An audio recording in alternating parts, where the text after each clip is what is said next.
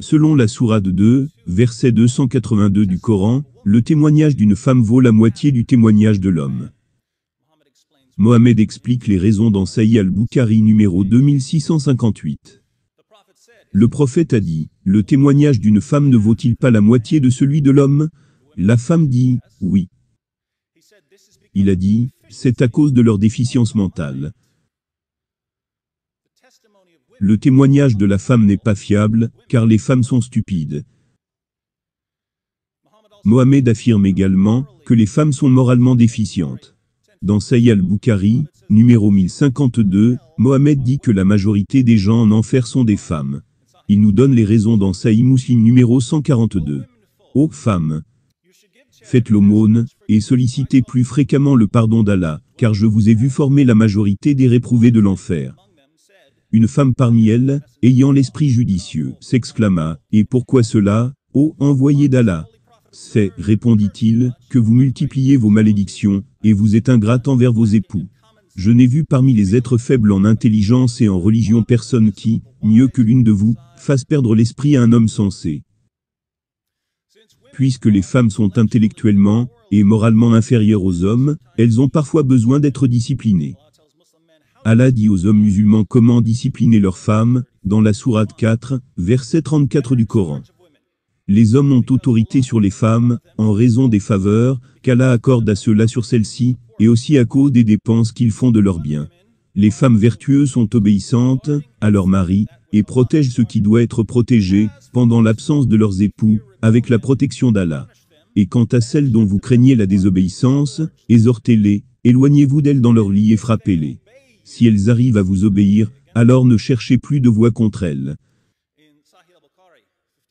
Dans Sahih al-Bukhari numéro 5025, Aïcha l'enfant épouse de Mohammed voit une femme dont le mari l'avait si sévèrement battue que sa peau est devenue verte. Aïcha amène la femme devant Mohammed et dit, « Je n'ai jamais vu aucune femme souffrir autant que les femmes croyantes. Regarde, sa peau est plus verte que ses vêtements. » Ça c'est Aïcha, la mère des croyants disant que les femmes musulmanes étaient traitées pire que les femmes païennes. Pourquoi les femmes musulmanes sont-elles traitées aussi pire? Cela suggère quelque chose avec les commandements d'Allah dans ce livre-ci.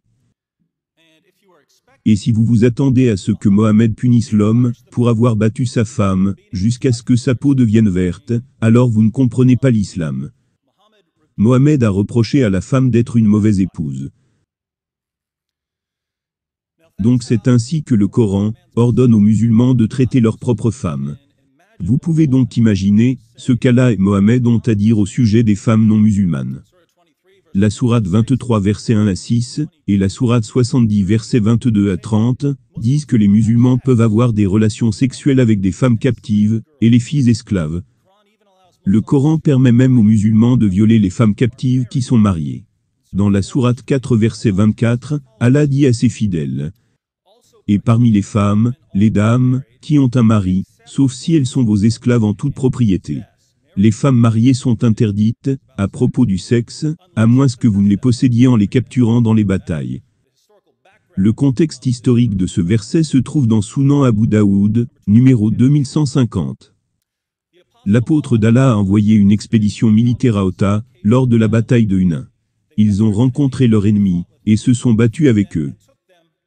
Ils les ont vaincus, et les ont emmenés prisonniers.